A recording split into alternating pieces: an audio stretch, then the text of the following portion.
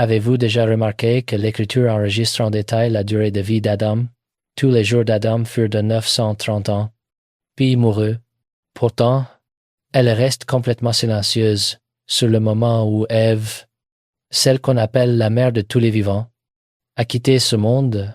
Pourquoi Dieu mettrait-il en lumière les années du premier homme, mais laisserait un silence sacré autour de la fin de la première femme?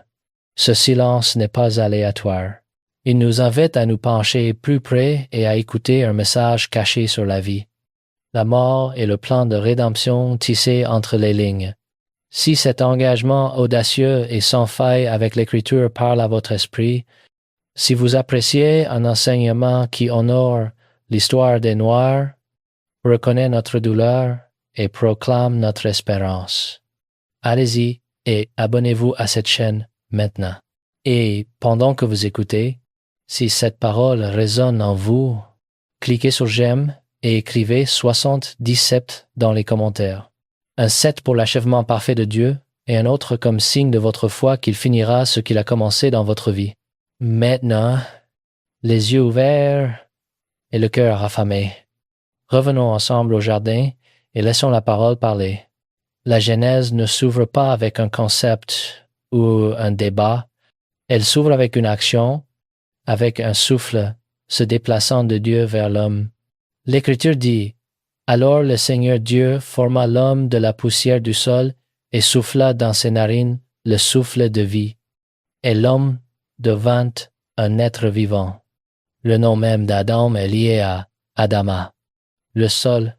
Son identité est littéralement enveloppée dans la terre, dans la poussière, dans le même sol que nous foulons sous nos pieds et le même sol où nous déposons nos proches pour qu'ils reposent.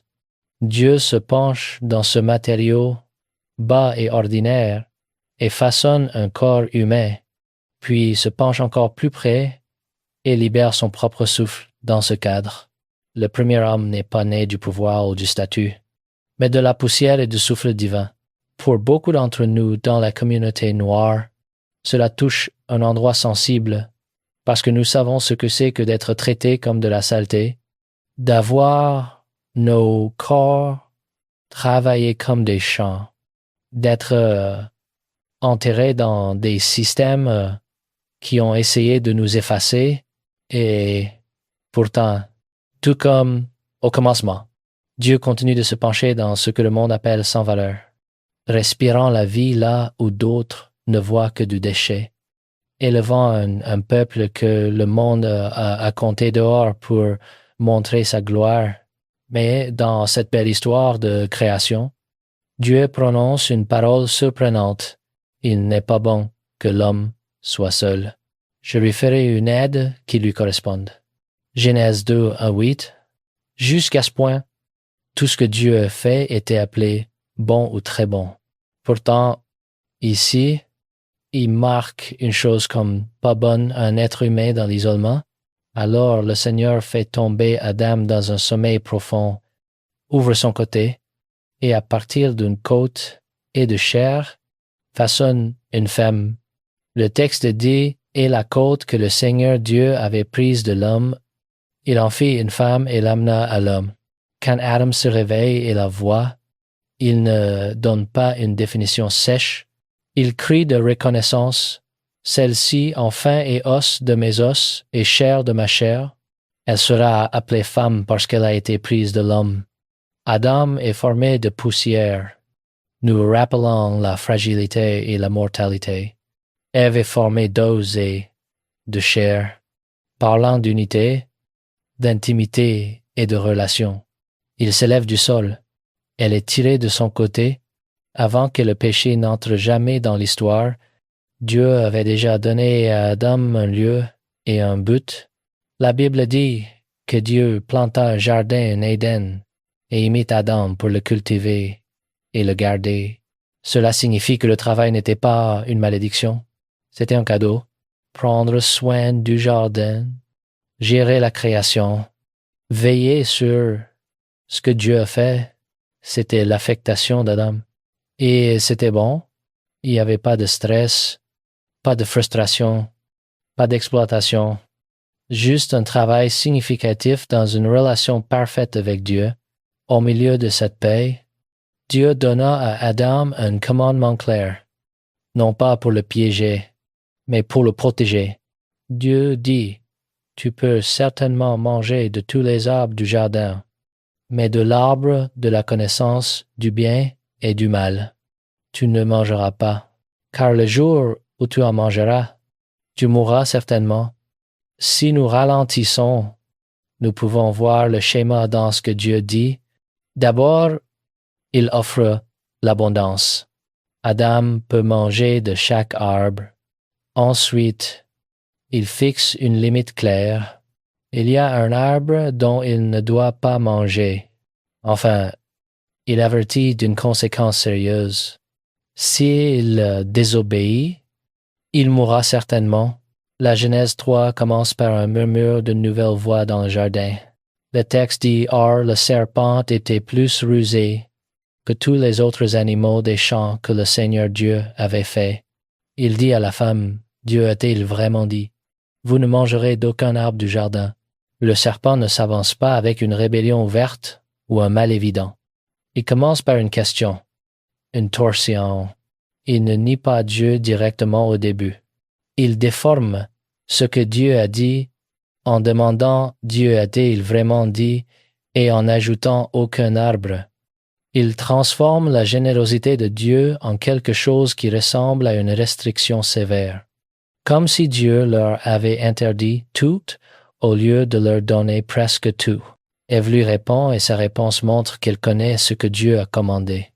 Elle dit « Nous pouvons manger du fruit des arbres du jardin, mais Dieu a dit « Vous ne mangerez pas du fruit de l'arbre qui est au milieu du jardin. Vous n'y toucherez pas non plus, de peur que vous ne mouriez. » C'est alors que le serpent enlève le masque et contredit directement Dieu. « Vous ne mourrez certainement pas, car Dieu sait que, lorsque vous en mangerez, vos yeux s'ouvriront et vous serez comme Dieu, connaissant le bien et le mal. » En quelques mots seulement, il fait trois choses. Premièrement, il nie la conséquence « vous ne mourrez certainement pas ». Deuxièmement, il attaque le caractère de Dieu, suggérant que Dieu vous cache quelque chose, que Dieu sait et cache quelque chose de bon. Troisièmement, il agite une fausse promotion.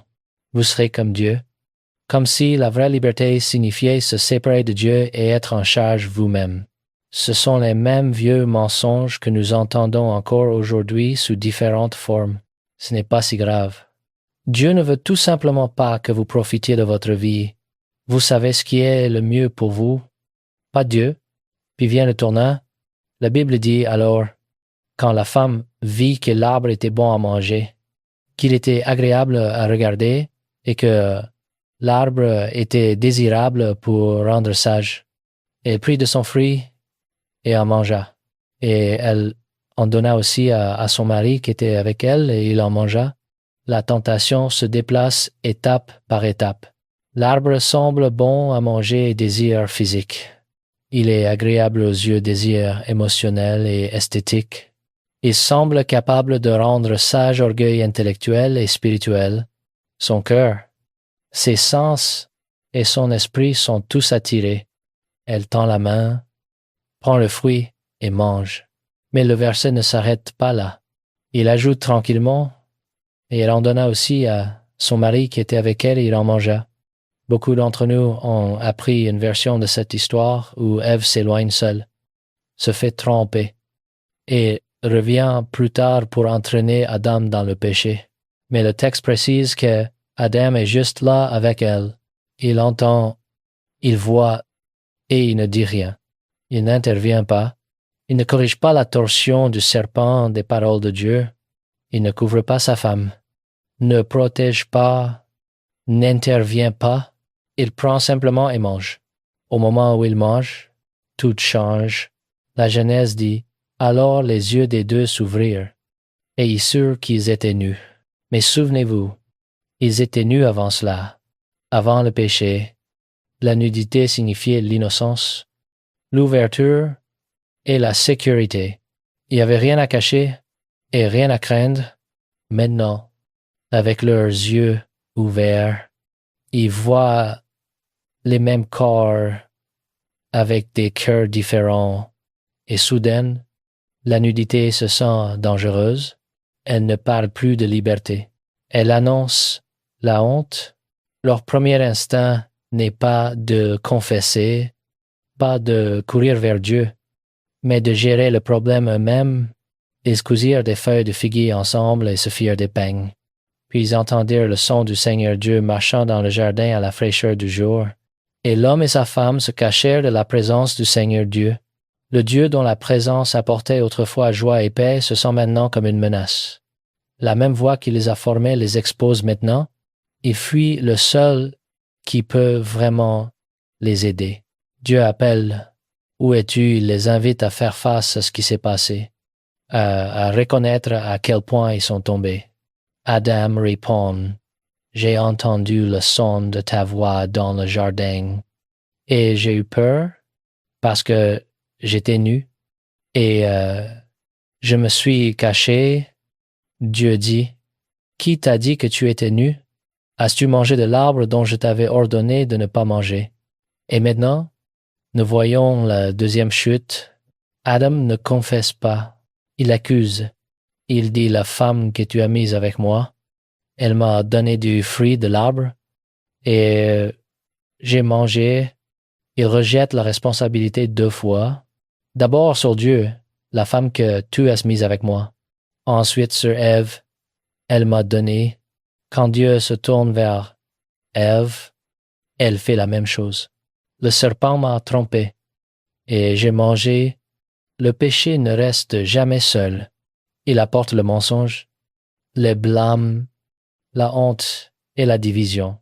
Le couple qui était un devient 2, pointant du doigt, cachant, défendant, puis Dieu parle, il ne rugit pas.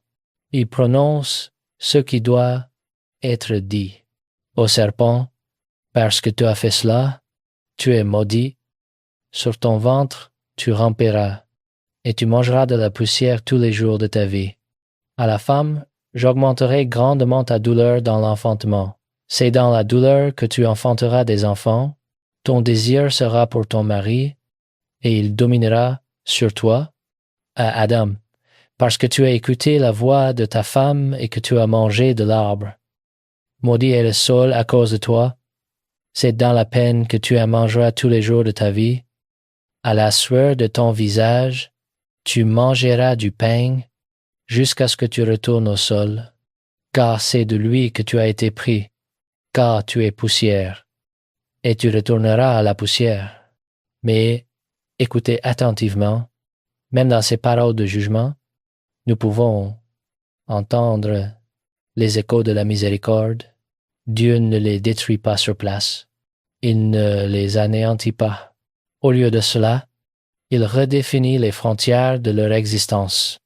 Le travail, qui était autrefois pur plaisir, portera maintenant la sueur et la frustration. L'enfantement, qui aurait été sans douleur, portera maintenant la souffrance. La relation, qui était autrefois harmonie parfaite, portera maintenant la lutte pour le pouvoir. Mais regardez plus profondément. Dans la malédiction prononcée au serpent, Dieu plante une graine d'espérance. Je mettrai une inimitié entre toi et la femme, et entre ta postérité et sa postérité. Celle-ci t'écrasera la tête, et tu lui blesseras le talon. Un descendant viendra.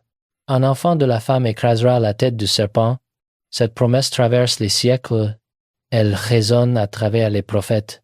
Elle trouve son écho dans les psaumes.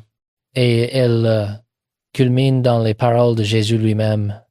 Je suis la lumière du monde. Celui qui me suit ne marchera pas dans les ténèbres, mais il aura la lumière de la vie. Jean 8, 1-2. Ce que nous voyons dans le jardin n'est pas seulement une histoire ancienne enfermée dans le temps. C'est le premier chapitre d'un plan de rédemption qui se déploie à travers les âges. Un plan qui trouve son accomplissement dans le Christ. La promesse faite à Ève dans le jardin trouve sa réalisation dans celui qui est venu restaurer ce qui a été perdu, raviver la lumière qui s'était éteinte, réconcilier l'humanité avec son Créateur. Le serpent a blessé le talon du Christ à la croix, mais le Christ a écrasé la tête du serpent par sa résurrection. La lumière qui s'était éteinte en Éden a été rallumée à Pâques. C'est pourquoi cette histoire n'est pas seulement leur histoire, c'est la nôtre. Nous vivons dans l'espace entre la promesse et son accomplissement final, entre la première lumière et la lumière éternelle à venir. Maintenant, laissez-moi partager quelque chose de profond.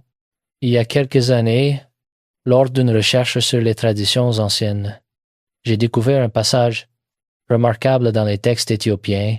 Mon collègue m'a regardé et a dit « Tu dois voir ceci. Cela change tout ce que nous pensions savoir. » Ces textes anciens parlent d'Adam et Ève non seulement comme les premiers humains, mais comme des êtres de lumière pure. Ils décrivent comment, avant la chute, ils brillaient d'une radiance divine. Leur corps n'avait pas besoin de vêtements, car ils étaient revêtus de gloire. Mais comprenez bien ce qui s'est réellement passé au moment de la tentation. Ève n'a pas simplement vu un fruit, elle a vu une vision. Le serpent ne pédalait pas des banalités. Il encadrait une vision, le pouvoir de façonner la réalité, de mouler la lumière et la vie comme si le trône pouvait être saisi par compétence. Ève se tenait devant l'arbre de la connaissance, avec plus que l'appétit qui s'agitait. Devant elle s'élevait l'image de devenir une créatrice, une porteuse de souveraineté non méritée, un raccourci vers la domination sans disciple. Pouvez-vous sentir ce poids? Ce n'était pas la curiosité atteignant un goût, c'était l'ambition atteignant une couronne, l'aspiration cosmique divorcée de l'alliance, le fruit scintillait comme un secret scellé, et le murmure promettait que le sceau pouvait être brisé sans l'apprentissage de la patience. Elle a tendu la main, le temps a ralenti, comme si le jardin retenait son souffle. Elle a mangé, et une douceur mêlée de tristesse a glissé dans ses os. Elle a donné à Adam, et ici, la tradition éthiopienne parle avec une clarté perçante. Il n'a pas trébuché dans la confusion. Il a regardé et a vu l'obscurcissement, la douce éclipse de sa radiance, la lumière dans son visage s'amincissant comme une lanterne à l'aube. Il ne pouvait pas supporter la distance que son choix avait ouverte, la perspective d'un monde où ils ne brilleraient plus ensemble. Par amour, il l'a rejointe. L'amour désancré de l'obéissance est devenu la première tragédie, un vœu qui a oublié son Créateur.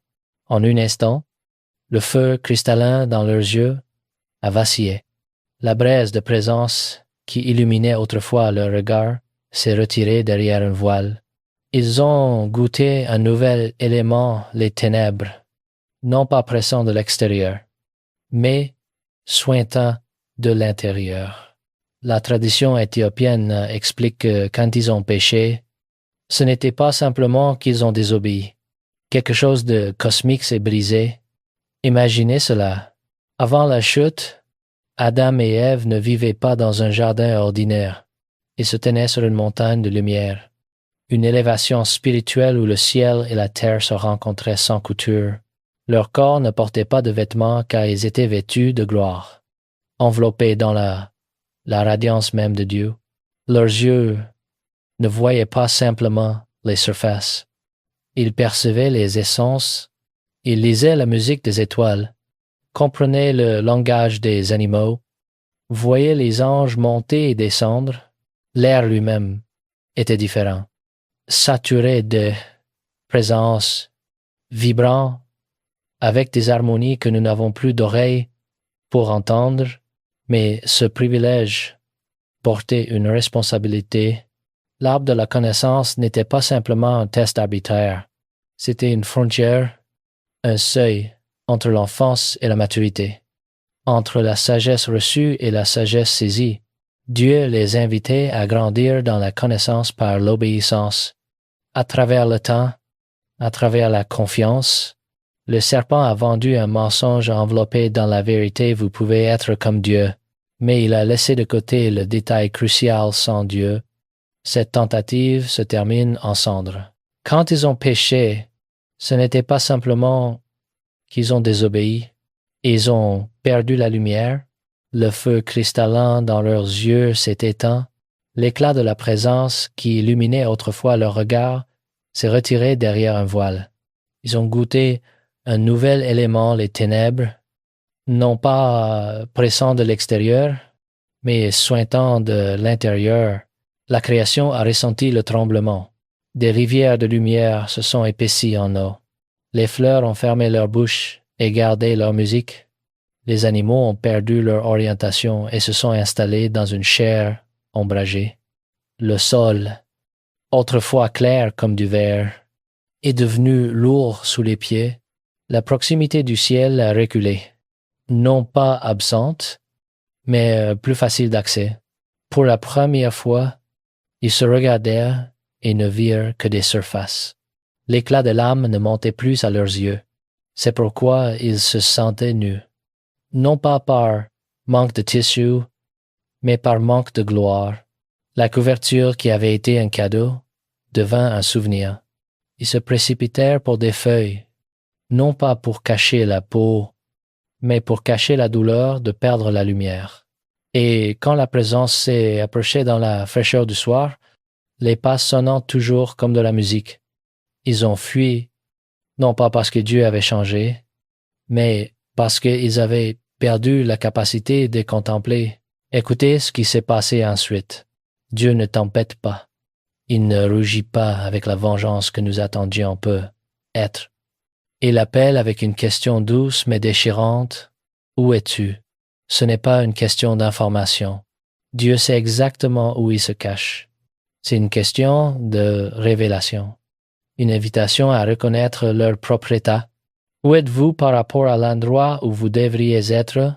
Où es-tu dans ta relation avec moi? Adam répond non pas avec une confession, mais avec une excuse. J'ai entendu ta voix dans le jardin et j'ai eu peur parce que j'étais nu. Et je me suis caché. Remarquez le changement. Avant le péché, la voix de Dieu apportait du réconfort. Maintenant, elle apporte la peur. Avant, la nudité signifiait l'innocence. Maintenant, elle signifie la honte. Dieu presse plus loin. Qui t'a dit que tu étais nu? As-tu mangé de l'arbre dont je t'avais commandé de ne pas manger? Et maintenant, nous assistons à la deuxième chute, celle de caractère. Adam dit, la femme que tu m'as donnée, elle m'a donné du fruit de l'arbre et j'ai mangé. Voyez-vous l'audace? Il blâme Dieu. La femme que tu as mise avec moi, comme si Dieu était responsable de son échec. Puis il blâme Ève. Elle m'a donné, comme s'il n'avait pas eu de choix, comme s'il était simplement un récepteur passif. Quand Dieu se tourne vers Ève, elle fait la même chose. Le serpent m'a trompé, et j'ai mangé. Le blâme coule en cascade. Dieu a créé la femme qui a écouté le serpent qui m'a trompé. Personne ne possède sa part. C'est ce que fait le péché. Il ne reste jamais seul. Il apporte avec lui le mensonge, le blâme, la division et la mort lente de l'intégrité. Apprenez la leçon. Le péché n'est pas simplement une ligne franchie. C'est une lumière perdue. C'est le marché qui échange la gloire de Dieu contre l'avancement personnel. La fin d'être comme Dieu, sans marcher avec Dieu, c'est notre péril constant, le pouvoir avant l'humilité, la connaissance avant la sagesse, le contrôle avant l'intendance. Nous nous assombrissons et nous nous demandons ensuite pourquoi le monde semble plus sombre, pourquoi les communautés se fracturent, pourquoi nos mains construisent des hôtels à nous-mêmes et les appellent progrès. Pourtant, même alors que le jugement était prononcé, la miséricorde scintillait. Dans la sentence gisait une graine, une promesse que la blessure ne serait pas finale, qu'un enfant s'élèverait de la femme et écraserait le déguisement brillant du trompeur. Des vêtements de peau enveloppèrent leur honte discipline. Oui, mais aussi tendresse, une épée flamboyante brûlait à la porte d'Éden, non pas pour effacer le chemin, mais pour le garder sainte jusqu'à ce que l'aube revienne. La lumière était diminuée, non détruite. Une étincelle persistait, attendant le souffle qui la rallumerait à nouveau, chassée de la montagne de lumière. Adam et Ève pleurèrent jusqu'à ce que le sol lui-même semble apprendre le chagrin. Les témoins éthiopiens disent que leur jeûne montait comme de l'encens, leur prière comme une rivière de désir. Ô Seigneur, ne nous rejette pas pour toujours. Et le saint, dont la miséricorde survit à nos erreurs, répondit, non pas en ramenant l'horloge en arrière, mais en envoyant de l'aide pour la route à venir. Des anges vinrent comme tuteurs pour les exilés, non pas pour les porter en Éden, mais pour porter les voies d'Éden dans le désert. Ils apprirent à Adam à briser le sol dur et à tirer du pain d'un champ maudit, à transformer la sueur en subsistance. Ils apprirent à Ève à tisser une couverture à partir de fibres humbles, à coudre la dignité sur la nudité et la honte, et aux deux, ils confièrent les disciplines de la prière et du jeûne. Comment combattre le désespoir avec la dévotion? Comment ordonner la faim jusqu'à ce qu'elle s'incline vers le ciel? Même dans la chute, Dieu n'a pas abandonné. Il a instruit. Pourtant, le péché avait enfoncé ses racines. Caïn s'éleva contre Abel, et la terre but le sang d'un frère. La musique du jardin semblait lointaine, mais même alors, un murmure traversait le chagrin, une promesse que la postérité de la femme écraserait un jour le déguisement brillant du serpent. Le jugement n'a pas effacé l'espoir, il l'a encadré. L'exil n'a pas fait taire l'alliance, il l'a amplifié. Sous les cendres, un charbon brûlait encore. Ici, la tradition éthiopienne parle avec une tendresse féroce. Bien que la lumière ait diminué, elle n'a jamais été éteinte. Dans chaque âme humaine demeure une étincelle de la première flamme, un vestige de la radiance qui couronnait autrefois notre regard. Chaque acte de bonté l'attise, chaque prière la nourrit, chaque pardon la fait briller. La rédemption n'est pas un claquement de doigts de magicien, c'est un pèlerinage de restauration, une longue obéissance qui apprend à nos mains à bénir et à nos cœurs à brûler proprement. Le jeûne entraîne le désir à s'agenouiller, le sabbat apprend au temps à chanter, la justice accorde notre pouvoir à la miséricorde, l'amour, patient, têtu, quotidien, pousse les braises à devenir feu. N'est-ce pas notre histoire des chaînes et de l'exil, des rangées de coton et des rails de fer, des salles d'audience et des coins de rue glissant de larmes? Notre peuple a porté la braise dans des mains tremblantes. Nous l'avons gardé à travers des chants gospel qui montaient plus haut que le nœud coulant, à travers des cercles de prière qui ont duré plus longtemps que les sirènes, à travers des mères qui posaient les mains sur des enfants endormis et des pères qui transformaient les tables de cuisine en hôtels. Le monde a essayé de nous dépouiller de notre Éden, mais l'étincelle a refusé de mourir. Nous sommes plus que des survivants. Nous sommes des gardiens de la lumière. Alors écoutez l'appel. Le chemin vers la rédemption n'est pas une retraite vers hier, c'est une marche vers un avenir plus élevé. Choisissez la liberté attelée à la responsabilité, le pouvoir tressé avec l'humilité, la connaissance gardée par la révérence, que votre travail devienne adoration, votre entreprise, votre art, votre organisation, votre maison, tout cela, un sanctuaire où la braise peut respirer. Entretenez les disciplines qui vous gardent lumineux. Réconciliez-vous rapidement. Donnez généreusement. Dites la vérité même quand elle tremble dans votre bouche. C'est le message que la Bible éthiopienne presse dans nos mains. l'étincelle demeure encore. Gardez-la, nourrissez-la, et regardez Dieu l'attiser en une flamme qu'aucune nuit ne peut surmonter. Nous avons tracé une lignée cachée de lumière. Adam façonné à partir du souffle du cosmos. Ève révélée comme la radiance faite chair. Éden s'élevant comme le premier temple. Le tentateur masqué en fausse brillance.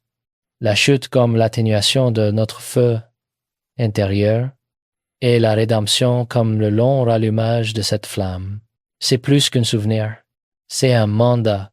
Plus que leur histoire. C'est la nôtre. Nous aussi vivons entre l'exil et le retour au foyer. Nous ressentons la douleur de la distance. Mais nous portons la braise à l'intérieur. La charge est sans équivoque. Attisez l'étincelle. Gardez la création. Honorez les filles de Sion. Choisissez l'humilité plutôt que la faim de trône. Marchez étroitement avec celui qui marche dans la lumière. Si vous êtes prêt à récupérer ce qui a été volé et à vous tenir dans la restauration que Dieu écrit, prenez votre place maintenant. Abonnez-vous pour ne pas manquer les vérités longtemps enterrées et maintenant apportées à la lumière du jour. Puis écrivez 70 sept dans les commentaires comme signe d'achèvement et engagement que vous faites partie du reste qui refuse de laisser la flamme mourir. Que votre vie devienne un autel où la justice, la miséricorde, la discipline et la louange gardent la braise brillante. Je continuerai à explorer ces mystères anciens, à déterrer ce que les traditions ont préservé pendant des siècles. Car comme Benité l'a si bien dit dans ses recherches, la vérité ne craint jamais l'examen. Elle l'accueille, priant, Seigneur Dieu, lumière éternelle, tu as mis une étincelle en nous au commencement. Bien que notre vision se soit brouillée et que nos pas aient vacillé, ta miséricorde est restée. Souffle sur les charbons de nos cœurs. Allume le feu saint dans nos maisons. Guérisse nos mémoires. Fortifie nos mains. Et conduis-nous à marcher dans ta sagesse. Élève des hommes et des femmes qui portent ta luminosité dans un monde assombri. Fais de nous les gardiens de la mémoire d'Éden et les héros de l'avenir d'Éden. Bénis chaque auditeur et par le nom de Jésus, la lumière du monde. Tu fais de nous des enfants du jour. Amen. Merci d'avoir marché sur cette route avec nous, jusqu'à ce que nous nous rencontrions à nouveau. Gardez l'étincelle vivante